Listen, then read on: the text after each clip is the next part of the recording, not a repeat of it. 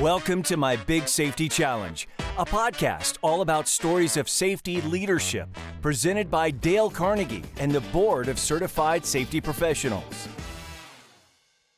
Every place I've ever worked where they had employee surveys, one of the number one things that people would say is the management team doesn't communicate well enough. And oftentimes I'll talk to safety professionals, Jay, and they'll say, we have problems with communication. But it is so broad, nobody really wants to narrow it down. Today, we have a person who specializes in that, and we're ready to learn and take advantage of that. We sure are. We are thrilled to welcome Michelle Gladieux.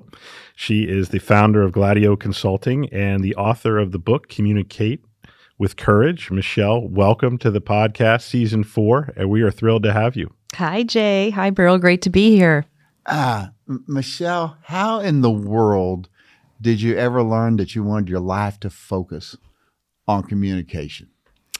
Well, I can't imagine not focusing one's life on communication because it's such a key determinant of health and happiness and career success. But I knew when I was a kid, I was in preschool, and my teacher sent a note home saying, "Today, Michelle asked the teachers to step out in the hall." And I think I was about 4. And what I wanted to tell the teachers was that the techniques they were using with a little boy who had a lot of energy, David, maybe weren't going to be the most effective. And that I had another idea for how they might approach him to help him rein in his behavior and learn. And my mom kind of chuckled at that note, back to when they used to pin notes to your shirt.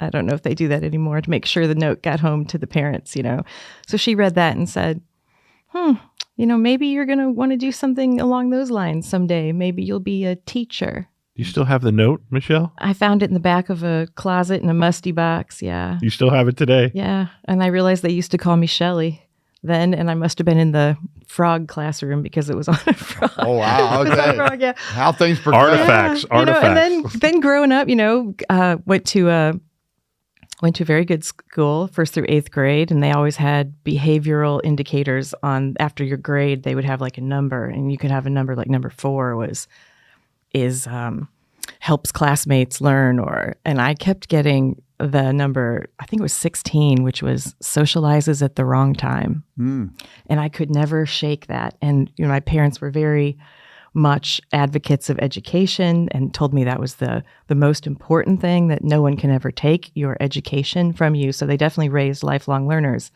but we couldn't shake that. So again, back to Mom. And one of the reasons I dedicate my book, Communicate with Courage, to her, she started reframing. And she said, well, if you're going to always be talking, maybe there's something in this for you in a career, And now I fly around the country and I'm teaching either locally in Northeast Indiana or somewhere in the U.S. every day, or writing training material. So it came true. I wouldn't change it for the world. So when these people say, well, we have a problem with communication, we need help with communication, holy smokes. Oh, how broad is that? I mean, when you think about that. So broad. And I agree with you, Merle. Every climate assessment, every needs assessment we've done for the last 25 years in thousands of organizations, the number one concern of employees and also management is our communication needs help. And I think it's because humans are emotional, political, social creatures, and we all can't help but bring ourselves to work. We bring our function and our dysfunction. So we tend to design surveys and we do some qualitative work, we do quantitative work. We might do one-on-one interviews or conduct an online or in-person survey, but we try to get to the heart of what do you need more or less of? And generally speaking, we need more information. The employees want more information from top management. And top management, the middle of the org chart, as well as front-facing, frontline employees, are asking for more recognition and praise for what they do well. Now, when we think about safety professionals, yes, and Jay, you went to school in undergraduate studying safety, and we're a part of that. But I think that many people that get out into the field and start working in safety do not realize the need and the power of their ability to communicate. And so, Michelle, when you're thinking broadly of your experiences that you've ever had with somebody in safety or imagining that role, talk to us about how the safety professional has to be mindful of being how I communicate to people. Well, the safety professional and all adjunct professions need to remember that their name is their legacy, and that's something that motivates me every time I send a text or reread an email to make sure it's tight and right before I hit send. We have to be thinking about how others are feeling when we communicate with them. And in executive coaching, one of my favorite goals to assign to leaders who come into our programs is I ask them to pick one day in the weeks that we'll be apart. We usually do one coaching session per month for a couple hours, and it results in 5 to 6 goals on average. And one of those goals is I'd like you to just pick a day, Jay, anytime in the next few weeks, log who you communicate with and how you left them feeling. And that's a very interesting report that comes back. Starts with my employees. I did a shift meeting and I had a safety update. Then I talked to the plant manager. Then I needed to talk to the HR manager about hiring someone. Then I had 2 interviews. How did you leave each of those people feeling? It's very eye-opening. And people tend to say, well, I was talking to my spouse about this or my partner, and they said, yeah, what about how you leave me feeling? So when we start to look at how we behave as communicators in the sending and receiving of messages at work, it can impact our personal life in wonderful ways as well. If we're brave enough to look, that's what's missing. I think sometimes the courage, thus communicate with courage. I'm brave enough to look right now, and I have half of me is really happy and half of me is really sad with what you just said. Because then you're human, so welcome to the club. Because, researchers estimate we make 2,000 to 3,000 decisions per day. Many of those related to how we listen or how we send messages. Mm-hmm. And you're not gonna have 100% there, right? I have 100%. Yeah, because I know what the goal is. That keeps you in the game. The tough part is to keep loving yourself despite the weaknesses. And I think of it like when we teach business writing, we ask participants to route out to look for their sins, in quotation marks, as writers, because those hang with you lifelong. I know that I can use run-on sentences because I'm obviously a lover of words. So every email I send, I need to watch for certain things, much like when we speak to people or our body language when we listen. Once you figure out where your weaknesses are, then you're off and running. And the hard part I find is to love oneself despite the weaknesses. So that's a very strong human approach to communication that you're describing. I am overconfident in my communication ability because I almost 100% depend on Grammarly to help me write emails in tone, correction, and I never think of the human aspect about how I'm making someone feel. It's all subject, predicate, object. Is this correct? Self-centered, perfect grammar, using the right button to say knowledge, expert. What am I trying to say? And I'm like, oh, I'm doing great with my communication because Grammarly tells me I'm 9900. And I think that's something that we lack at an early part of our career as EHS professionals, as Merle said, to articulate our thoughts and communicate with clarity in a way that you're describing, which is leaving people with a really special feeling. If I could give one recipe to our listeners and learners for great communication, it would be kind of how you mix up a vinaigrette for your salad. You want to use about equal parts oil and equal parts vinegar. Mix that up and you're good to go for the most part throughout your days and nights. And those 2 ingredients for great communication are, first, directness. We have to be able to say the hard thing and say it straight. And then we also need, in most cases, an equal amount of empathy and respect for others' feelings. So it's almost like we want a hardness and a softness at the same time. We want courage, directness, assertiveness, not aggressiveness, but assertiveness. And then at the same time, we want to be mixing in empathy for how others are feeling after we communicate. And what I like to do with audiences large and small, just a show of hands, we could have 2,000 people in an auditorium. How many of you think that you lean towards or are more gifted in being assertive? And about half, for the last many, many years, about half the hands in the room go up. And how many of you are very good at being careful with people's feelings so that you're not leaving others feeling less than. And about half the hands in the room go up. And then it seems to me that we all know what we should do when we leave this room or when we stop listening to this podcast. We should dial up whatever we have less of in our communication style. Turn the amp up a little bit. Oftentimes that is really speaking the truth with love and a measure of empathy with that. Now, I want to hit a hot button that's never been touched on this podcast yet. Uh-oh.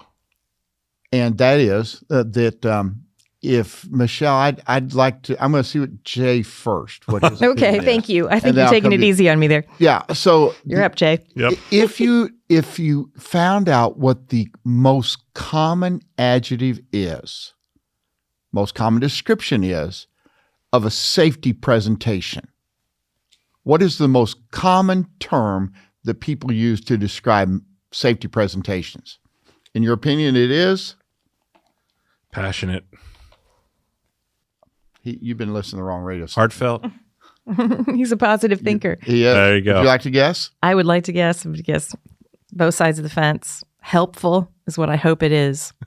Dry is what I think it might be. The most common I run across is boring.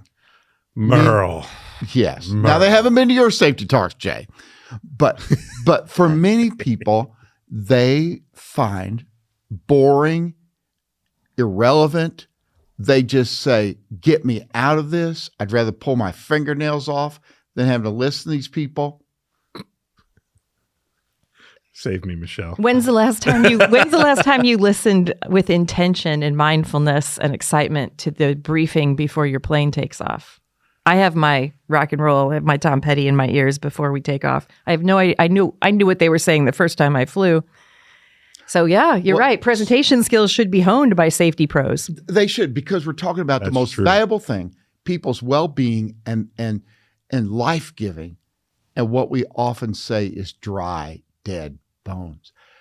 Michelle, what's some ideas that you could give to the people who are standing up on a regular basis, oftentimes speaking to the same audience over and over again, and they have some material that may not always be woohoo, But it's life or death sometimes material. what Yep. ideas come to your mind about helping that? Oh, I think everybody should go to their local Walmart or Target or CVS and buy a simple file folder that costs about 19 cents and then write on the tab where you can title it Spice and make that their Spice folder. And then anything that crosses their inbox or their mailbox or their mind or the newspaper or their favorite newsletter, or they see a quote or they hear a song or a comic strip and it makes them react in some way emotionally, that goes into the Spice file. And I started doing that when I was 18 and started presenting right around there. And since then, now, of course, I have an office full of what you might call Spice file, and any topic of the 12 that I teach,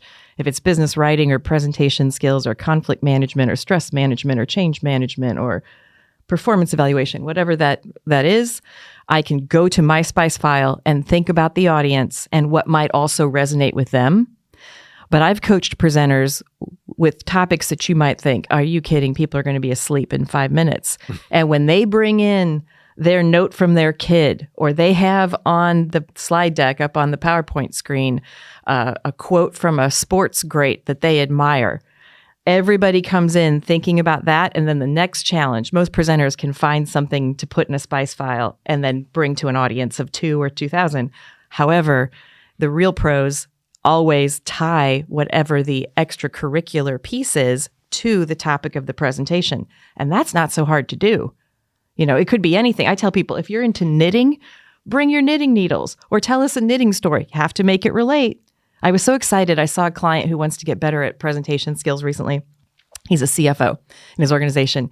And he came in and he said, I want you to watch me and, as my executive coach, give me feedback. And I said, I'd love to. And I planned to take 2/3 a page of notes, I hoped, about what he was doing well, and 1/3 a page, a couple bullet points about what could be better. And I was thrilled because he had the guts to start with humor. And we all appreciate someone who's going to use appropriate for the workplace humor, right? Never directed at your audience, never off color. PG is about as racy as you want to get, right? And he said, okay, everybody, thanks for coming to the financial presentation for Q1. And so I got a joke for you. Man walks into a bar.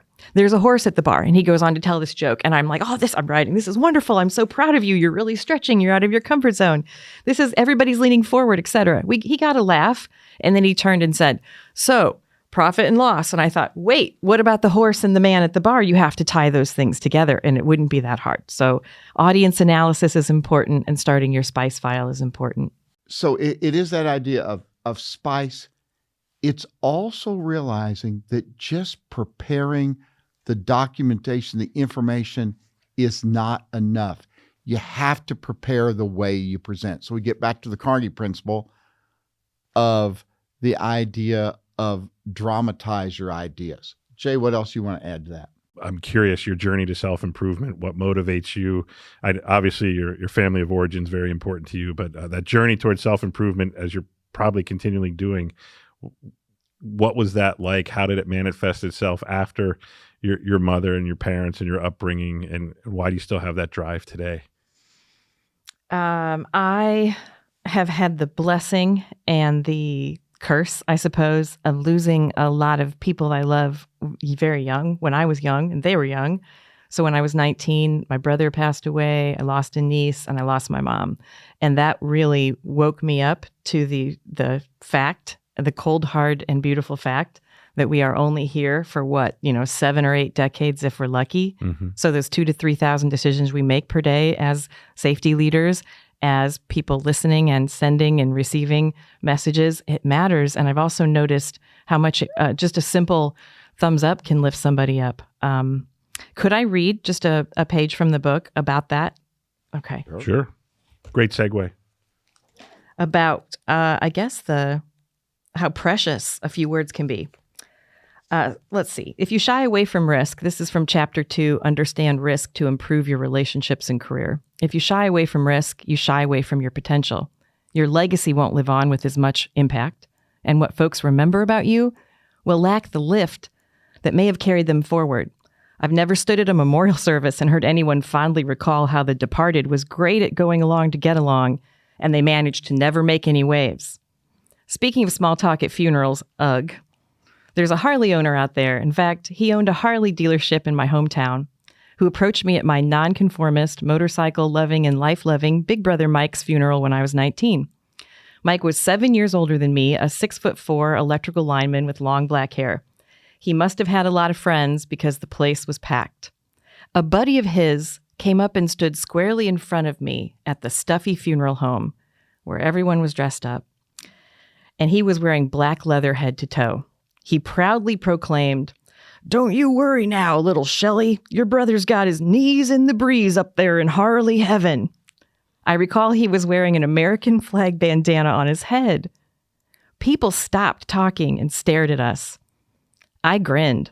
His courageous communication, deemed very inappropriate by some, hit the mark with me completely. I've recalled it fondly, playing it over and over in my mind for many years. It took him about 30 seconds and probably wasn't a big deal to him, but it was to me. It helped heal my broken heart. And so that's what motivates me. I think about how you're going to be feeling tonight about this interview. I hope that I can bring a little something that motivates you to try something different and experiment a bit as a communicator. Or maybe, be brave, call home, go home and say, yeah, I was talking about communication with this author today, and she dared me to ask you what's something you like about living with me or working with me, and what's something that you sometimes wish I could do better.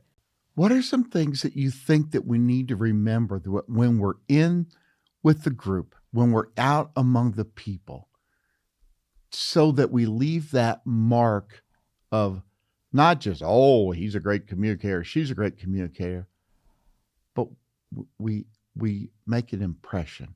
Sure. I'll give you 4 that just come to top of mind. Be brave enough to make eye contact and hold eye contact. I've toured many plants, facilities, and factories with the general manager or plant manager, And I look at those guys and gals on the fork trucks, and I know that they're watching every step we take. Number one, why is there a consultant in the building? We have some, I'm probably designing training of some sort, but we need to make sure everyone knows nobody's getting fired because we're looking at professional development. As I watch us do the walkthrough, I see every employee ready to say something if that leader looks over and says something, and then most of the time they do not. So we wrap up the tour, get back to the office, and I'm in the position where I need to communicate with courage and diplomacy and say, hey, Merle, can I give you a little feedback about that walkthrough? Oh, yeah, isn't our voice picking great? And yeah, that's all great. But I noticed about 20 people watching you move by, and we didn't say hello, and I wasn't introduced, and I didn't feel it wasn't really my position to do so. So eye contact, and a couple leaders have told me, it's because, Michelle, I can't remember names. And I said, I can't either. That's okay. You can do, hi, how are you today? Doing a good job. You can still do that contact, or you can say, please remind me of your name. But I think it's better to recognize. Do you, I'm laughing because my immediate evaluation of that is that person is not spending enough time on the factory floor with his people knowing what things are going on. Is that your perception? Because I can walk through a factory floor and not remember anybody's name, but I can talk to every person and I remember sort of what they do and what they're doing, and they remember me, and I'm like, I can't remember her name, but I'm going to say, oh, it's so good to see you again. I'll say, can you remind me of your first name, as if I know their last? I'm too scared. I'm too scared. It could be that we have 30 new temp workers on second shift, and so shift supervisor should know those people. But do you instantly pick up upon that? Like, you have that awkward feeling that you're describing. Yeah. Silliness. Back we go to be willing to be silly to improve the communication. There's so much more we can do to improve relationships and our workplace if we are willing to take the first step, if we are willing to be the one that states how we feel or states intention. And that is the idea that we think everybody's really interested in us and how we feel. They really don't. They're absorbed in themselves, which is not, I'm just saying that's human. They have their things on their mind. Yeah. And Jay, I've seen the same thing when I've walked with people and they say, oh, well, let me take you on a tour. And it's like, they will say hi to people. And it's like these people are shocked that someone would say hi to them. So I believe that, Michelle, what you're saying is when you go out and walk among the people, take the time to look at them.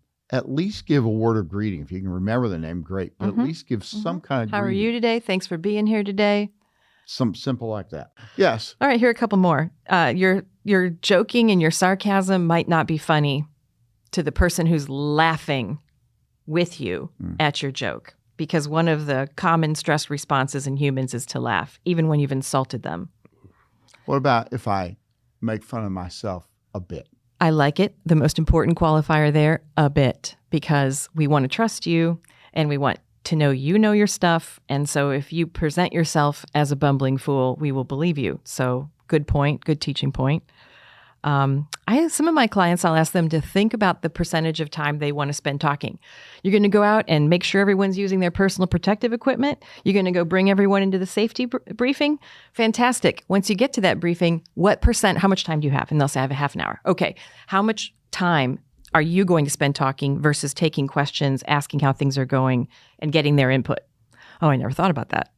I said, all right, well, can I talk to your people? Yeah. Go talk to people.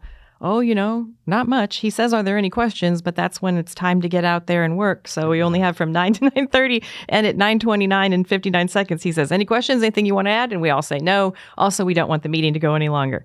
So we'll work on that. And maybe that safety professional will say to me, I have most of the information and this is my job and I'm the one who has the education. So I am doing the teaching here. But I could see it being more like 85%, 15%. Now, great. And that changes how the meeting rolls. And sometimes what I like to do to remind myself to zip it and let others speak and share and teach and ask questions, I'll say, okay, now on this topic, we're going to play or pass. Here we go. So Dr. J, play or pass. If you play, you give us an example. And if you pass, nothing's coming to mind or you don't have a question. And that way, every introvert in the room also is invited to step up and speak. My team is a team of 7. Everybody's more introverted than me.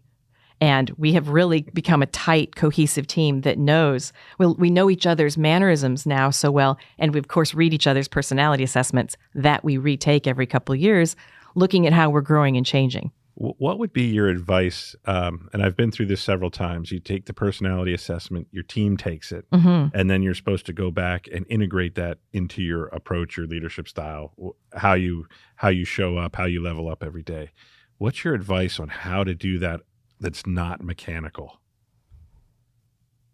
Why would it be mechanical? Because it feels so mechanical. It feels like you've been categorized. Like you go stand in the corner with the other analysts, and I'll be over here with the drivers. Yeah. You party people over there, you extroverts. Get the data people over here. But how do you bring it to? Maybe the question I'm really asking is, it's how do you take it? I got to go learn my team. I know my team, but I don't know them like this. Like it says, how do you put that plan to action? That's not. I mean, I got to read yours. I got to read yours. There's the mechanics of reading everybody's. Yeah. And there's the application of this is what it says and this is what they are. How do I put that into action that's effective? Is it relentless grinding work and interpersonal work? How do you do that with your team? Relentless interest in understanding how others view the world because you're coming from one limited perspective, your own. But when we do half day understanding diverse personality styles, we incorporate ways to appreciate each of the 4 styles. And then there are thousands of other variables, but the 4 main styles, driver, expressive, analyst, and amiable. Or if you're a disc person, that's dominance, influence, steadiness, and conscientiousness. You'll notice that these traits, no matter what you call them, there are 4 main styles, right? Break it down to 4 and you start Break it down to 4 and start there and think, what does the analyst value? Oh, first of all, who am I? And I know myself to be a driver expressive, or in disc, DI. So, okay, that's how I view the world. I want to get a lot done in a short time if possible, and I want to do it through building relationships. Now, who are these other humans on the planet with me or on my team? And then you start to think about it. Well, okay, an analyst values different things than me. I value data. I value quality control and, of course, accuracy of data. But they value it even more. So what's going to be important to them? So when I go drop in their office and say, hey, Merle, let's talk about this, and I want an answer from him now, it's the most uncomfortable thing in the world for him. I've learned finally in my 5th decade of life to understand his personality and say, here's a couple notes. Can you ponder this? Maybe by the end of the week, I'd love for you to give me a vote, yay or nay, or your thoughts on this, what might go wrong, what could go right. And he'll take that and appreciate that. So I've studied the personality styles so I can teach them, but man, has it helped me in personal and professional life as well. How do you not get steamrolled in your day-to-day operations where you constantly come back to that with your team in life? I don't think we have to worry about that. That's like saying, what if I drive the speed limit so well 100% of the time that I accidentally slip a mile under the limit? I don't think we're going to do that because, as what Merle said, we all come back to our own stress, what's on our shoulders, our own ego, our own needs and desires and wants. I think we're okay if we just think once in a while, how might I want to change up my style? Not change who you are. You're right where you're supposed to be, by the way, with your weaknesses and strengths. It's a twisty journey, this communication improvement journey. You're where you're supposed to be as long as you're continuing to pick up clues along the way and pay attention to the fact that others perceive the world differently from you, and that is not wrong. And they have had very different experiences than you have. And this is where, when you look at the Dale Carnegie principles, of the 30 human relations principles, over half of them use the word other person, other person.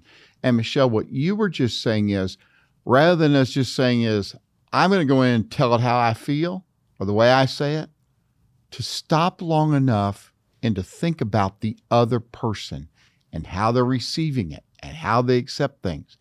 And then when you think about all these ways, let the other person do a great deal of talking. That went back to your idea of the gentleman that was conducting the meeting, and he was talking all the whole time. And there's all these things, and what those principles remind us of that's so valuable for the safety professional is it's not all about you. Let them have a chance.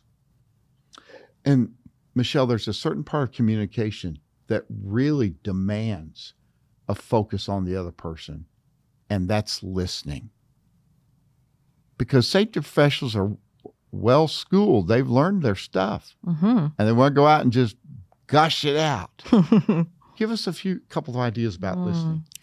Yeah, go ahead, Michelle. Give us a couple ideas great. as a safety professional in the room here. This is also my Achilles heel. I love to talk.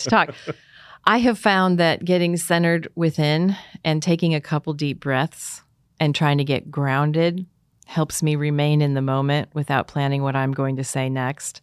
But as soon as I'm disappointed or pissed off or I feel threatened in some way or not heard, I notice it's harder to pull that off. So this is about emotional regulation and self-control and listening also for what's not being said. And you know, the studies that we've done and that I've seen about wording, voice, and body language.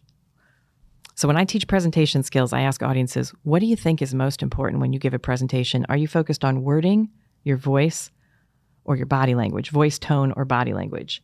And everybody says wording. I don't want to get up there and I don't want to drop my note cards. I don't want to lose my train of thought. And I want them to know that actually what research is showing is it's your tone and your body language that matters most. Albert Are Moravian.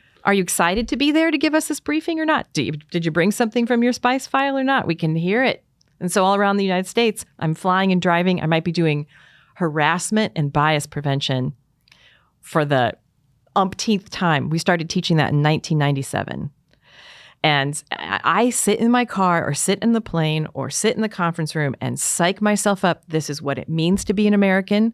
Everybody needs to be reminded about the law and also how to go better and above the law to be inclusive and to accept diverse thought and diverse practices and diverse lifestyles so that we can come together in the great melting pot that is America and give everybody a chance to be heard. And I'm pretty much ready to go in singing Stars and Stripes forever before I get mic'd up. When I woke up that morning, my first thought might have been, oh boy, a mandatory audience of people busted by the EEOC perhaps and told that they have to do this training. And I'm going to get a lot of the scowls on the faces and the arms crossed, and we don't want to listen to this. But I asked them, how do you want your loved ones treated in the workplace? What if something happens to them? You need to know how to advise them what to do if any kind of discrimination happens to them. I try to find different truthful hooks to get people involved in every topic, right? And so I'm checking my wording. I didn't think about that much on the drive down. My body language, I didn't think about what I was going to do with my hands, etc. I thought about what tone do I want to bring to this interview and how can I be of service to the safety community? And I sure hope they feel the love and feel encouraged to admit when their significant other says, you do this, instead of saying, no, I don't, to maybe say, maybe I do. I'll think about it. So when the safety professional listens to the person on the floor, listens to their peers. Yep. What's the message behind the message of listening? What are we really saying to someone when we listen? I think we're saying, I value you and I see you as an equally relevant, important human being. Back we go to the soul level. Yes. And you know who can figure that out? 3-year-olds. You know who else? 103-year-olds can sense when there's something off in the energy. And I think it might be past our lifetimes, but we're going to be able to measure communicators' energy at some point. There's one other area that, before we wrap up, that I'd like us to delve into, and that is the power of stories. When people use stories in training meetings or even one-on-one communication. And Michelle, I believe that in our pre-call, you told a story about someone that you saw that was was it a fire department and the way right. Yep. That was incident command training. Would you talk to us for a moment, set the stage of the power stories and then how that story you heard affected you? Yes. I'll give you 2 stories if that's okay. And I'm now going to summon my communication powers and be succinct. I had the honor of going out to Philadelphia to present as part of an incident command class, 20-some hour training required for firefighters. And they wanted an hour on critical communication, what to do in crisis as a communicator. And before I went up to teach my part, I was watching my friend teach about safe live ammonia releases. And we were heading out to a parking lot that day to do an ammonia release. And he as he tried to make sure that we all understood the danger that would be present in this ammonia release, as well as the education and opportunity that would be present to get our hands on something like this, right? Suited up, et cetera. He talked about a dear friend of his who almost lost his life in a similar incident and how much that meant to him. And he teared up as he was talking. The gentleman survived. And he teared up as he was talking about this, and you could have heard a pin drop. And, this is not maybe the softest crowd or the most emotionally, demonstrative crowd, let's just say. They're tough. This is in Philadelphia. Tough guys, tough guys, that do tough jobs. Yeah. And he had us in the palm of his hand. I talked about how I find myself sometimes teaching topics that people don't necessarily want to look at. And I'll share an NFL story if I could, since we were on fantasy football. This has to do with my own defining to be right, thinking I know somebody because I know a little bit about them and being dead wrong. I'll share an NFL story. This is from Chapter 7, Settling for Good Enough, one of the 4 hidden challenges. A few years ago, I met with a Seattle Seahawk who wanted coaching to orchestrate a career change. I was stuck in defining to be right mode. I accepted the work, but I harbored doubt that he wouldn't work as hard as my regular clients. I put regular in quotation marks because what does that even mean? There's my bias. Thinking maybe his impressive sports status as an NFL player would mean he's going to expect me to do most of the work. I was so wrong. His work ethic was outstanding. And why wouldn't it be? Look at the heights he reached in his first career as a running back, his first career, football. I'm sharing this with you because, 1, admitting my bias is an exercise in vulnerability, a key component to getting great as a communicator is being vulnerable. And 2, so I'm less likely to prejudge someone again based on their other achievements or lack thereof. On any given day, folks in our coaching programs are in the middle of executing goal plans containing pro moves to help them take brave risks in their companies. These are regular people, leaders like you and me. And one of the attributes that makes them a leader is a simple fact that they recognize their action or inaction impacts themselves and others. We call what we do executive coaching, not because we only work with C-suite clients, but because we all deserve to be treated like executives, listened to and approached like executives. All of us should enjoy the feeling of people being respectful when they speak to us. And that's part of the power of communication. And stories are certainly things as they're trying to communicate truths that help people remember, because people will remember stories long after they forget the slides that are flashed up in front of them. So we have had a very interesting time period here of working together, talking about communication. Michelle, as we're wrapping things up, what's a final thought that you would like to just encourage safety people to think about in the way they communicate? I just want to encourage them to take some time to reflect on the value of what they bring to this world and how absolutely critical their jobs are, and to set some personal goals for improvement as a communicator. And if I can be of any help, we've got a ton of free resources on our website, and that's at GladieuxConsulting.com, an impossible French last name to spell. I imagine you guys will have show notes, but it's GLADIEUX, like X-ray, consulting.com. And during the pandemic, we didn't have audiences to teach. So we just kept writing and putting all kinds of tools, Coach's Corner, question and answer, downloadable exercises, research summaries. There's more there for you if we got you interested in looking at yourself as a communicator today. Great. All right. Thank you very much. Thank for you. taking us on Great the work. journey talking about this. You bet. Well, we just heard a lady, Michelle, who has focused her life learning and learned experiences of how to improve in communication and help other people. There's a reservoir of tips and ideas to get. Yeah, I think that was one of the best conversations I've ever been a part of as a safety professional, to focus on influencing and communicating with people. Because, Jay, most people, again, go to school to learn all the regulations and then forget to focus on the idea, how do I communicate these ideas effectively? Thanks for listening to My Big Safety Challenge. a podcast produced in partnership by Dale Carnegie and BCSP, with your hosts, Dale Carnegie Master Trainer Merle Heckman and Jay Harf, Vice President of Global Environment, Health, Safety, and Sustainability at Xylem. Executive produced by Charlie Eltringham. The supervising producer is Joel Burgai. Directed by Jiachi Liu. Edited by Jared Griot and Kyla Anderson. Editorial support from Brandon Mohawk. Social media support from Braylon Morgan and Evelyn Baku. Consulting producers are Colin Brown and Mark Sullivan. To have new episodes delivered directly to you, please subscribe on Apple Podcasts, Spotify, or wherever fine podcasts are downloaded. If you would like to share your story of a safety leadership challenge you faced, email us at info@mybigsafetychallenge.com. See you next time.